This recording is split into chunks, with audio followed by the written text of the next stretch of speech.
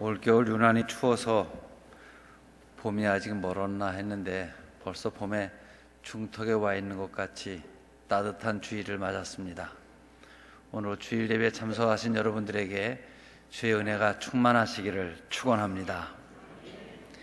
이 요한복음을 기록하고 있는 요한은 예수께서 하신 첫 번째 일로 전도하신 일을 기록하고 있습니다. 구체적으로 안드로와 이 베드로, 이 두 사람이 예수님 전도를 받아서 우리식으로 말하면 교인이 됩니다. 이 일은 예수님 사역에 있어서 아주 중요한 일입니다. 성경 주석가인 벵겔이란 분이 예수께서 두 제자를 전도하시는 장면이 기독교의 기원이다, 이렇게 말했는데 동감합니다. 이렇게 한 사람 전도하여 12사람을 만드시고 70명이 되고 오순절 마가다락방엔 120명이 됐다. 베드로의 설교가 끝나고 나서는 어느덧 3,000명이 넘어갑니다.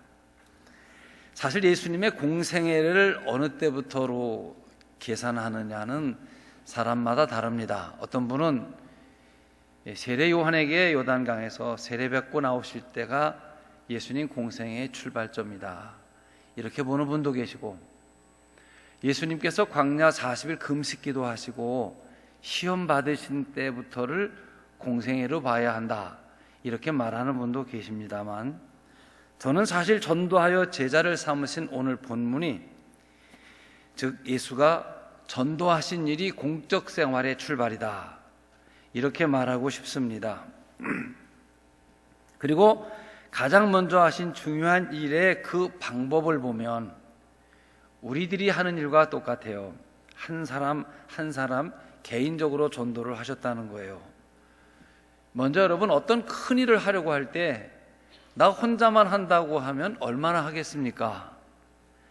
그러면 나하고 똑같은 사람을 여럿을 만들어야 될 거예요.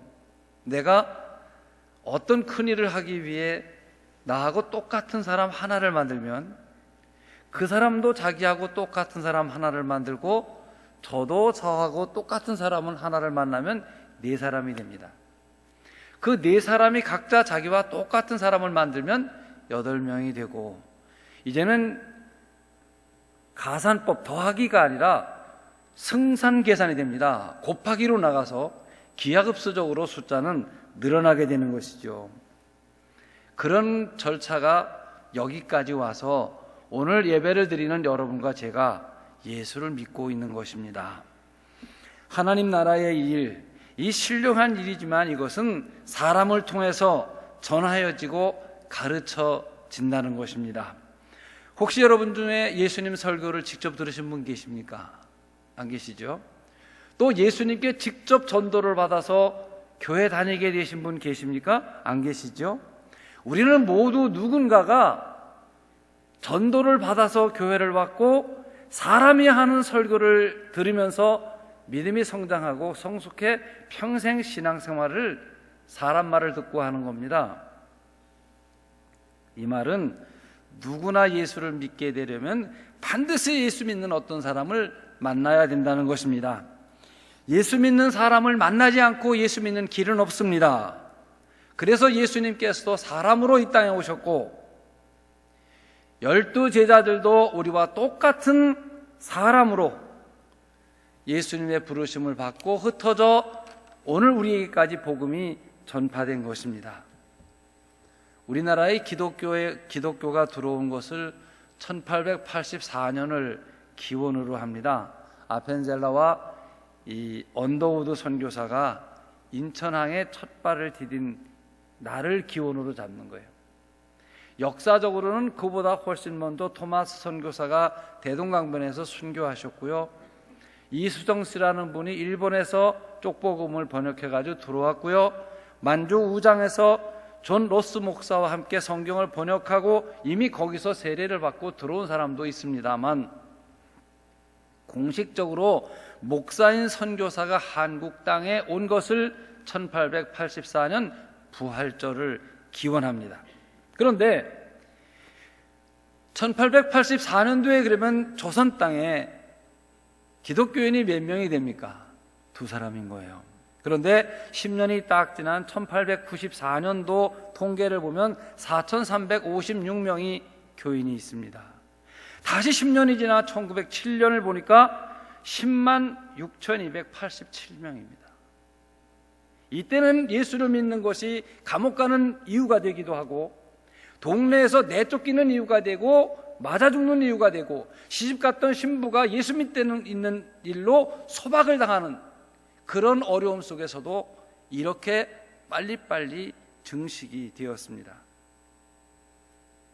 이렇게 숫자적으로 빨리빨리 증식되어도 그 가운데에는 가르치는 사람이 반드시 있었고 전도하는 사람이 반드시 있었기 때문에 이와 같은 부흥의 역사는 있었다는 것입니다. 우리나라의 계룡산이나 삼각산에 돌을 닦는 사람들이 10년을 돌을 닦고 30년을 산기도를 해도 산신령을 만나거나 귀신을 만나는 길은 있을지 몰라도 성령을 받거나 우리를 위해 십자가에 죽고 부활하신 예수 그리스도를 만날 수도 없고 만났다는 이야기도 없는 것입니다. 반드시 성도 한 사람을 전도를 통해서만 예수를 믿게 되고 세상에서의 교회에 의해서 가르침을 받아서 우리는 구원이 완성되어 가는 삶을 살아가는 것입니다. 누가복음 16장 19절로 31절을 보면 여러분 잘 아시는 주일학교 때부터 부자와 나사로의 이야기가 나옵니다. 한 고읍에 자색 옷을 입고 날마다 잔치상 같은 식사를 하면서 거드름을 피는 부자가 있고, 그 부자의 상에서 떨어지는 부스러기로 배를 좀 채워보려고 하는데도 잘 되지 않고 부스럼을 앓는 이런 나사로라는 거지가 있습니다. 시간은 지나고 병을 앓던 나사로가 먼저 죽어 천국에 가 아브라함의 품에 안겨 있고요. 건강관리를 잘했던 이 부자는 좀 늦었지만 또 죽어서 지옥에 가 있습니다. 이 얘기의 초점은 거기서부터인데, 이 지옥에 있는 부자가 아브라함 품에 있는 나사로와 그리고 하나님께 이 열기를 이기지 못해 혀를 헐떡거리면서 물 몇 방울만 좀 떨어뜨려 달라고 애걸을 합니다. 세상에서는 자기 피를 흘리셔서 죄인들을 구원하신 예수님이신데도 영원한 심판의 자리인 지옥에서는 물 몇 방울에 은혜가 주어지지 않는, 여러분 심판이 무엇입니까? 은혜가 주어지지 않는 게 심판이에요. 나중에 은혜를 받기를 포기한 이 부자의 영이 소원하기를, 하나님 제발 나사로 좀 보내서 내 살던 곳에는 내 형제 5이 살고 있는데 아무도 예수를 믿지 않고 있다. 나사로가 가서 전도를 하면 예수 믿지 않겠느냐 애원을 합니다. 하나님이 말씀하십니다.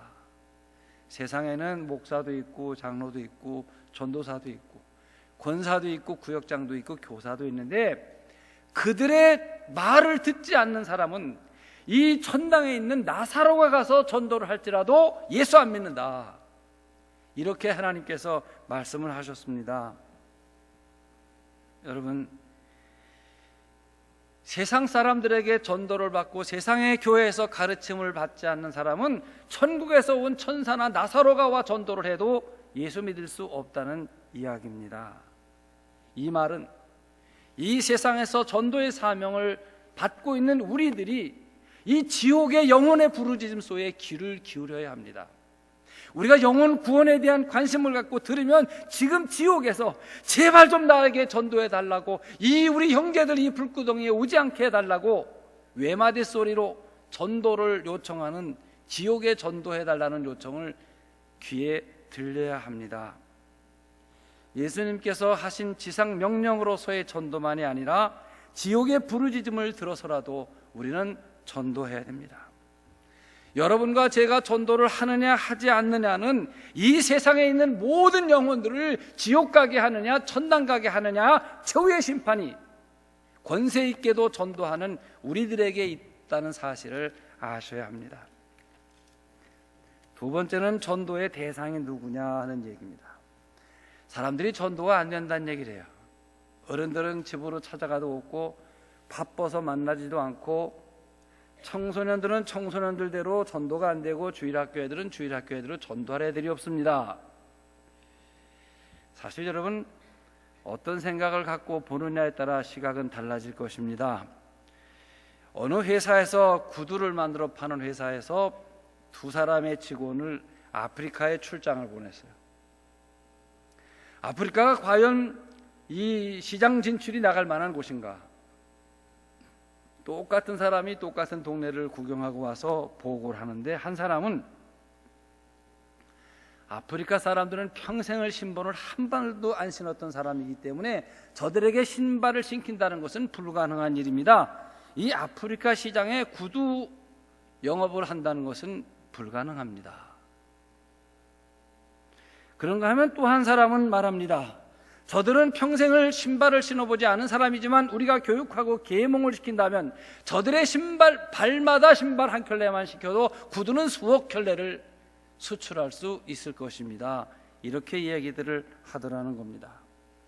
사랑하는 성도 여러분, 우리 주변에는 5사람 중에 1사람이 교회를 다닙니다. 이 말은 5사람 중에 4사람이 전도 대상자라는 말이, 다시 말해 우리 국민의 80%가, 청소년들은 90%가 우리의 전도 대상자라고 생각하면 어마어마한 사람들이 있는 겁니다.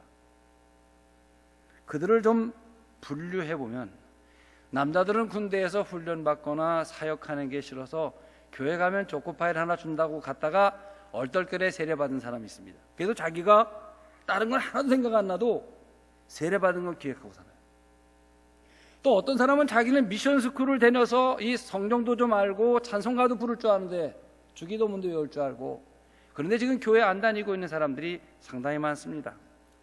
어떤 아가씨는 처녀 때는 찬양대도 하고 교사도 하고 청년부 활동도 했는데 연애를 안 믿는 사람하고 결혼을 하고 보니까 교회 나갈 형편이 안 돼 3년 5년 쉬다 보니까 이젠 교회 안 나가는 게 편해졌는데, 누군가가 성경책 들고 교회 가는 것만 보면 나도 가야 되는데, 그런 생각하며 전도하는 사람 오기를 기다리고 있는 사람들이 수없이 많습니다. 어떤 분들은 교회를 열심히 다니다가 또 교회에 문제가 생겨서 교회를 쉬고 있는데, 그 복음의 씨앗이 심령 속에 있기 때문에 언젠간 다시 내가 교회를 나가야지, 그리고 교회를 찾고 기다리는 사람이 또 있는 것입니다. 어떤 분은 구리시로 이사 오거나 다산시로 이사 오거나 남양주로 이사를 와 이삿짐을 챙기면서 이번 주에 어느 교회를 나가야 될 것인가, 이 고민인 사람도 있는 거예요. 아마 여러분 중에도 그런 분이 계실 거예요. 이 교회를 한번 가보고 저 교회를 한번 가보고 지금 교회 정탐하러 다니신 분들도 꽤 계실 거예요. 그런 분들도 언젠가 교회를 정하시고 교회를 위해서 큰 일꾼이 되실 분들 아니겠어요? 또 한 번도 교회를 내가 안 가봤지만 오랫동안 이 무속이나 토속신앙 같은 데 귀신을 섬기다 실망하여 이제는 유일신이라고 하는 교회를 나가고 싶은데 어떻게 나가는지 동기가 되질 못해 못 나가고 기다리는 사람도 있는 것입니다. 여러분, 영적 안목으로 우리가 세상 사람들을 보면 모두가 맨발 상태로 사는 사람이요, 모두가 뻘거숭이요, 모두가 병들고 방황하고 불쌍한 영혼들입니다. 물질 문명은 발전했다고 하지만 육신은 풍요 속에서 우리는 더 갈구하고, 왜 우울증 환자가 늘어나고 자살하는 사람이 늘어납니까? 생존 경쟁에서 좌절하고 희망을 잃어버리고 이 사람에게 대해 실망하여 이제는 절대자를 찾아보자, 그리고 방황하는 지성인들이 수없이 있습니다. 저지른 죄로 말미암아 죄의식과 죄책감, 형벌의 두려움으로 방황하는 사람들. 그래 마태복음 11장 28절에서 예수님께서는 수고하고 무거운 짐진 자들아 다 내게로 오라.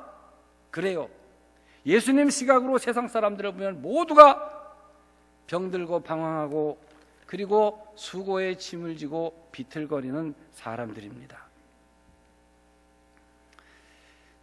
방금 우리 교독같이 한 사도행전 1장 8절 우리 잘 아는 성령이 너에게 임하시면 권능을 받고 예루살렘과 유대와 사마리아와 땅끝까지 이르러, 그래 내 증인이 되라 그러죠. 당시 개념으로 땅끝은 로마나 서바나를 가리키는 거예요. 그게 맞는 겁니다. 그런데 의미적으로는 여기 믿는 사람 많은 예루살렘, 그 다음엔 유대, 그 다음엔 사마리아, 즉 안 믿는 사람이 있는 그곳이 곧 땅끝이에요. 여러분이 예배당 문을 나가서 안 믿는 사람 만나면 여러분 땅끝에 서 계신 거예요. 그래서 여러분이 하나님 나라 최전선 전방의 보초병으로 서 있는 거예요. 여러분이 마귀의 나라를 향해 공격하면 하나님 나라는 확장되고, 여러분이 잠들고 피곤하고 게을고 나태하면 마귀가 공격을 하여 하나님 나라가 축소되고 마귀의 나라가 확장되고, 여러분은 땅끝에 서 계신 하나님 나라 파수꾼인데, 주님은 마태복음 28장 19절에서 말씀하시기를 볼지어다 내가 세상 끝날까지 너희와 항상 함께 있으리라. 끝날 계시는 곳이 땅끝에 계시겠다는 말이에요. 즉 여러분의 전도 현장에 여러분과 함께 하시겠다는 약속이 끝날 땅끝이라는 걸 기억을 하십시오. 여러분 지금 어디 계십니까?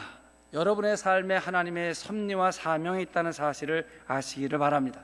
무엇을 하든지 어디에 계시든지 내가 여기에 있는 목적, 여기에 있게 하신 이유, 그것이 회사든 거래처든 시장이든 병원이든 목욕탕이든 학교건 어린이 놀이터든 여러분을 있게 하시고 세상의 주인이 주님이라고 생각하신다면 주님께서 여러분을 거기에 있게 하신 거예요. 대단히 중요한 이유입니다. 세 번째는 전도의 내용, 즉 무엇을 전해야 되는가, 나는 과연 할 수 있는가 하는 문제입니다. 대개 사람들은 이스라엘을 애굽에서 이끌어낸 모세를 생각하고 모세 같은 능력이 있어야 복음을 전할 수 있는데 나는 못한다는 말을 하려고 그러시는 거예요. 자격도 없다, 능력도 없다, 언변도 없으니. 꼭 모세가 하던 말이 그 말입니다. 그리고 하나님께서 함께 하시는 말씀을 믿고 모세가 이스라엘을 구원해냈는데, 우리들은 생각이 그래요. 공부를 많이 하고 지식도 있고 말도 잘하고 또 재산도 많아서 베풀 수도 있고 교회도 오래 다녀서 교회에 대한 많은 지식을 가진 사람이 전도를 하면 참 좋겠다. 옳으신 말씀이에요. 그런 좋은 여건을 가진 분들이 전도를 해야 되겠다고 하신다면 그런 효과가 있을 것이고 하셔야 됩니다. 그러나 그런 조건을 가진 분들이 자기 삶에만 분주하고 복음 전하지 않고 있다면 하나님 나라는 그냥 멈춰져 있게 되지요. 또 사람들은 세상에서 특정 학교를 나오거나 특정 전문 경험을 갖고 자격증이 있어야 뭘 하는데 전도도 자격이 있어야 되지 않느냐는 생각을 합니다. 그런데 여러분, 여러분의 삶의 장점이든 단점이든 모든 것이 전도를 하자고 하면 딱 맞는 일이 되어버려요. 예를 들어 내가 가난하면 가난한 사람을 이웃들에게 복음을 전하니 가난한 것이 장점이 되기도 하고, 내가 부유하면 베풀 수 있으면서 전도할 수 있으니 그 조건이 또 장점이 될 수도 있죠. 내가 건강하면 건강한 사람들과 교제하면서 그들을 전도하면 건강한 장점이고, 내가 몸이 쇠약하여 병원에 입원했다면 병실에 있는 6침대, 8침대는 내가 전도해야 될 책임이 있다면 병든 것도 사명이고 장점이 분명히 되는 것이죠. 아니, 병실에 주님께서 나를 선교사로 보내셨다고도 생각하실 수 있는 것입니다. 요셉은 감옥에 있을 때도 그 감옥 안에 있는 사람들에게 전도를 했고요. 그가 총리 대신이 되었어도 바로 임금까지 하나님을 고백시키는 일을 했고, 그렇잖아요. 또 열왕기하에 나오는 나하만 집의 문둥병자 군대장관 나하만 집에 포로로 잡혀온 이 계집종은 포로로 있는 그 신분 자체가, 그리고 그 집에 끌려와 있는 그 장소 자체가 그가 복음 전도할 곳이고 그가 전해야 되는 좋은 여건이 된다고 볼 수 있는 것입니다. 한마디로 여러분은 가장 전도하기에 적합하신 분들입니다. 여러분이 처한 형편과 상황은 전도하기에 딱 맞는 상황이라는 거죠. 그러니까 하나님께서 나를 전도하기에 가장 적임자로 나 한 사람 택하셨고 여러분 한 사람 택하셨고, 여러분이 처한 형편과 상황을 초월하여 전도하기에 딱 좋은 곳에 여러분을 있게 하셨다. 이런 믿음을 갖는다면 전도하지 못할 일은 아무것도 없는 것입니다. 제가 목회한 경험에 의하면 예수 믿은 지 얼마 안 되신 분들이 전도를 잘 하신다는 그런 생각을 갖고 있습니다. 복음을 전하는 것은 어떤 논리나 지식에 의해 되어지는 것이 아니라 내 체험이나 이 직관 같은 것으로 전하는 거예요. 나는 교회를 한 번도 안 다녀봤는데 교회 다녀보니까 이렇더라. 그 기분, 그 기쁨, 그 느낌을 그대로 말하면 되는 거예요. 나는 평생 예수 안 믿었다가 시집을 예수 믿는 집으로 왔더니 이게 복이더라. 그 얘기를 하시면 되는 거예요. 나는 시골에서 어떤 교회를 나가다가 구리 와서 미랄교회로 오니까 미랄교회는 이렇더라. 또 우리가 전도하다 보면은 교회를 어느 교회를 가야 될지 모르는 사람 만나면 그러시면 돼요. 저도 이 동네 이사 와서 똑같이 망설였는데 미랄교회 나오고 나서는 전도하러 다니지 않냐. 당신도 우리 교회 오시면 나처럼 전도하러 다니실 것이다. 여기 복음이 하나도 없어요, 여러분. 그렇죠? 그냥 여러분 느끼신 감정, 직관, 기쁨은 기쁨, 소감을 그냥 자연스럽게 얘기하시면 되는 거예요. 자기가 갖고 있는 경험에 대한 확신, 자기가 믿는 일에 대한 신념, 자기가 사랑하는 대상에 대한 자랑, 이것을 갖고 사는 사람이 행복한 사람이죠. 바로 전도하면서 예수 믿는 사람들은 예수 믿는 사람 가운데 가장 지금 행복한 신앙생활을 하는 사람들인 것입니다. 사랑하는 성도 여러분, 여러분에게는 예수 그리스도께서 주신 구원의 은혜가 있다는 사실을 기억하시고, 여러분이 섬기고 있는, 예배드리고 있는 교회가 있다는 사실을 기억하십시오. 그리고 긍지를 가지고 전해야 된다는 사명이 있다는 사실을 기억을 하십시오. 손양원 목사님을 모르시는 기독교인은 없습니다. 여수에 가면 애향원이라는 있고 거기에 목사님의 무덤도 있고 그 아들 둘 동인 동신 그 무덤도 있고 그 박물관 같은 게 쭉 되어져 있어요. 손 목사님 나병 환자들 그 위에서 고름 빨아주고 뭐 그런 얘기도 있고요. 그런데 한날 한시에 이 동신 동인 두 아들이 안재선이라는 공산주의 청년에게 붙잡혀서 얼떨결에 둘이 경찰서 뒤뜰에서 죽음을 당합니다. 그리고 여순반란 사건이 10일밖에 진행이 안 됐어요. 바로 군인들에게 붙잡혀서 무슨 1심 2심 없이 즉결 처분으로 사형장으로 갑니다. 그때 손양원 목사님이 그 집행하는 사람들에게 얘기를 해서 내가 저 청년을 내 아들 둘 죽인 왼수죠. 뭐. 그렇지 않겠어요? 그런데 내가 양아들 삼아서 평생을 잘 키우겠다. 사실은 군인들이 감동을 해가지고 허락을 해서 안재선을 양아들로 데려왔어요. 그리고 그에게 신학교를 입학시켰어요. 그리고 손 목사님이 부흥회를 하시면 안재선이 북 쳐서 이 반주라기보단 장단을 맞췄다고 그래야 될 거예요. 옛날에 그 부흥 찬송가를 따로 부르고 이 곡조 없는 그런 찬송가에다가 그 단순한 그런 멜로디로 노래를 힘차게 부르고 시골에서 교회 다니는 생각이 나는데 그 안재선 청년이 그림을 보면 그 북치는 모습이 나옵니다. 저희 교회에서 그 손양원 목사님의 장녀인 손동희 권사님을 모시고 간증 예배 드린 적이 있습니다. 그분이 간증하신 내용을 또 책으로 써서 나의 아버지 손양원 목사 그런 책을 그때면 수백 권을 팔았을 거예요. 교인들 보고 하나씩 꼭 좀 사자고. 여러분 책꽂이에도 나의 아버지 손양원 목사라는 책이 꽂혀 있을 겁니다.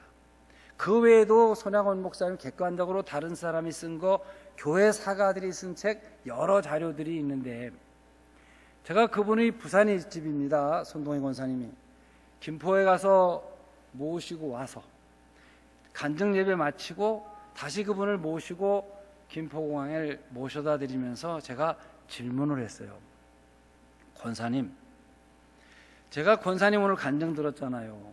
또 권사님 쓰신 책도 이미 오늘 교회에서 제가 이렇게 교인들에게 나눠보게 했지만 서점에서 저는 그걸 외우라고 해도 외울 만큼 자세하게 읽었습니다.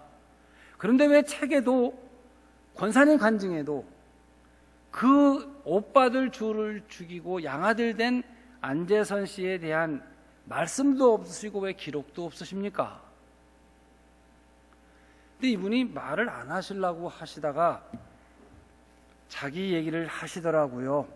손양원 목사님이 순교를 하시고 이 안재선 씨가 아버지 사랑을 독차지했다는 거예요. 아들들 죽고 이제 밥상머리에 앉으면 아버지하고 겸상해서 이 안재선 먹으면 자기는 우라가 치미르고 이 왼수를 밥상머리에 앉아놓고 이게 생각해 보십시오. 그렇다는 거예요.